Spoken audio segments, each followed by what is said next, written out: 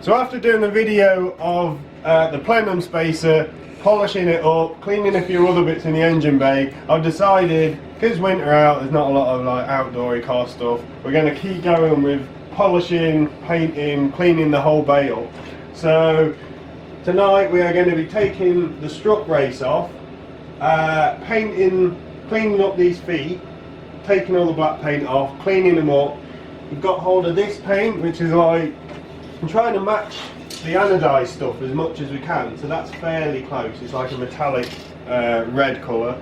We're doing the feet in the red, then we're stripping the paint off this, polishing this, so this will then match the plenum, and then the red feet should stand out, and then that just keeps the theme of the white, red, polished look that you're going to see under the engine bay. Right, Phil's on a mission. Don't, he's shy. He's just his hands. He's a hand model. That's it. Here, you need to undo your things. I've not done them. What things? You could, we could call you Thing from the Addams Family. Like a mystery. You're just a pair of hands. Yeah. Oh, right. Oh, don't lose the spacers. Underneath here, with the plenum spacer, you get little washers that then pack this up so it doesn't interfere with the plenum.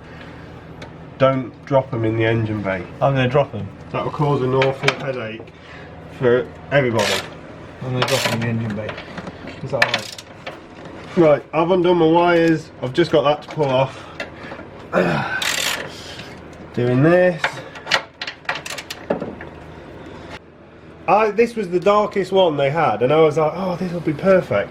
But it doesn't really match when you get it up close. So that's why the new one. Where's the new one? This one.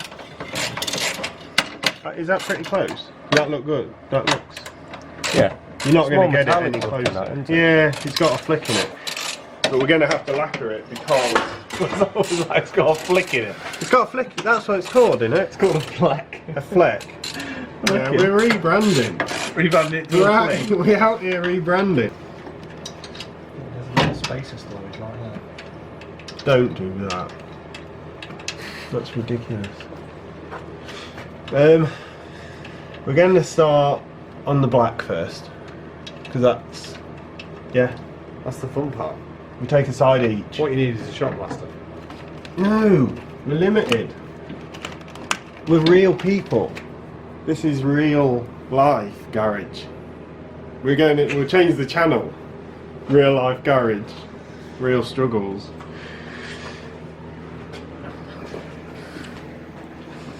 Yeah, see a little bit of rust here. I think that's only through just like water dripping in under the maybe condensation and stuff. Oh, dude.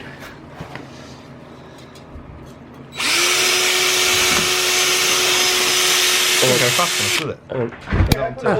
Hang on, it's between gears. Oh, yeah, it's a little bit corroded, isn't it? Paint's coming off easy. It's probably quite thin stuff. Yeah, it's never going to see daylight, is it? Bit harder once you get past the flaky bits.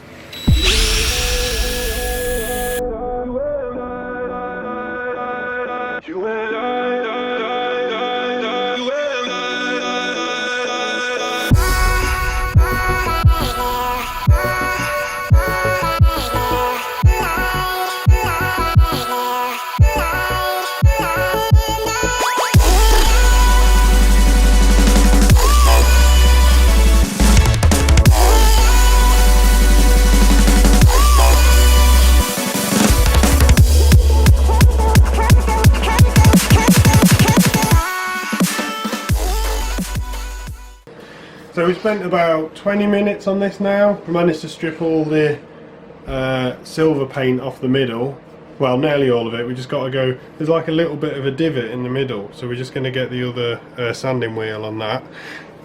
This we've gone over with the wire brush on the drill, got most of the rusty bits off. It's only like surface rust, I think it's just where bits of condensation get in. We're cleaning all this bit up with the wire brush as well.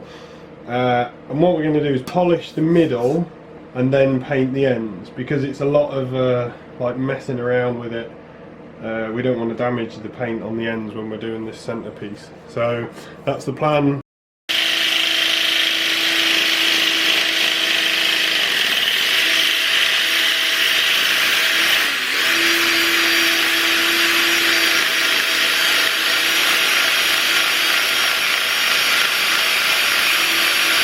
This is after one going over with the fine sandpaper. So this is the last thing before I go on to the wet and dry. It's a bit hard to see because the light's reflecting, but it's basically got all the deep lines out that we put in when trying to strip all the paint off, all the way down. And then I've done underneath as well, just because it wouldn't feel right knowing it wasn't polished. So yeah, now I'm going to work through wet and dry paper and then go on to this, which is the buffing pad, using a metal cutting compound, polishing compound. Yeah, so we're going to crack on with that.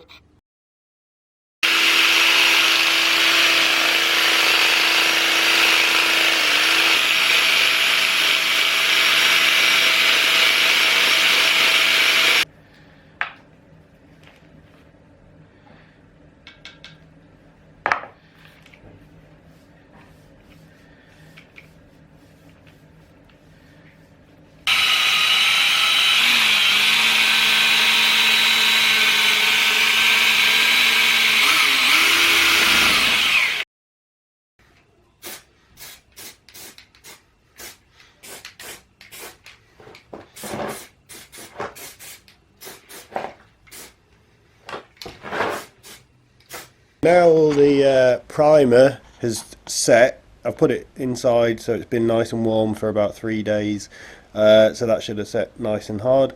I'm going to use some wet flat paper, 400 grit, use plenty of water, going to flat it all, get it all nice and smooth, and then then clean it up, and that's ready for the top red coat.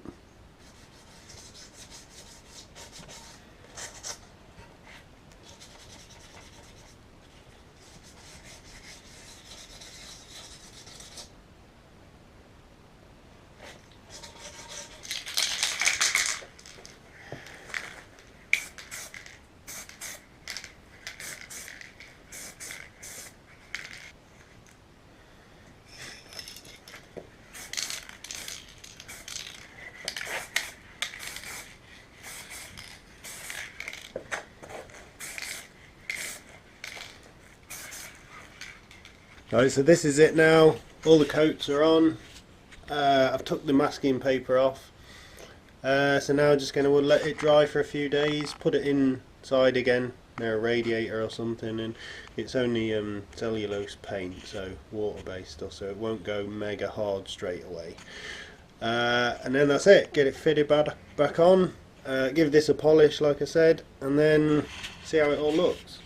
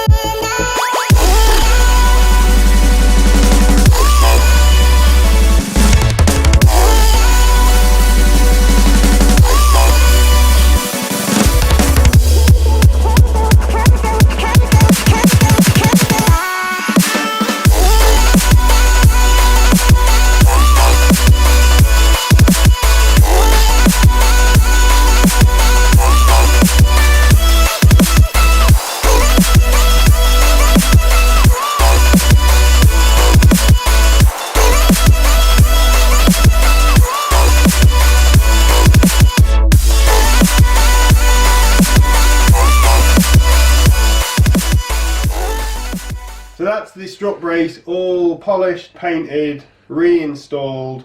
Because it's steel, a lot of people say, oh, you can put a lacquer on it, stop it rusting. But if the lacquer then, obviously it's a polished surface, not keyed or anything. So then you lacquer it, if you get a tiny chip in it, you're just going to see this big old chip in the lacquer.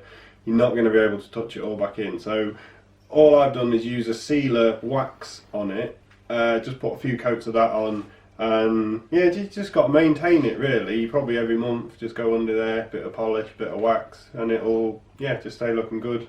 The ends look really good with the metallic red that we used. They were the closest colour I could get to the anodised colour that I've used for like the other little caps and the oil filler cap and stuff like that. So, but yeah, looks really good in the end.